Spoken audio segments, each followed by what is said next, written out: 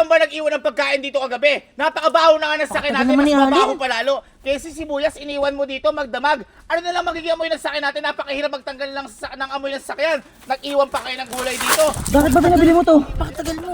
Ano magiging amoy niyan? Alam niyo ba kung gaano kain dito kagabi? Napakabaho na nga ng sakyan natin, mas mabaho pa lalo. Kaya si sibuyas, baho ng sakyan. Tapos,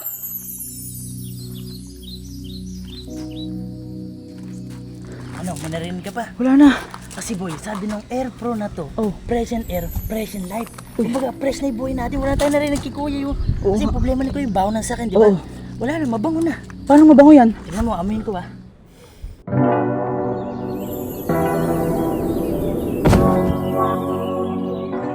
O, di ba?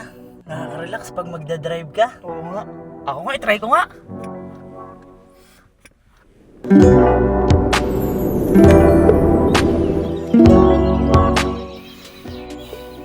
Nakaka-relax nga. Dapat maamoy na rin to ni Kelsey.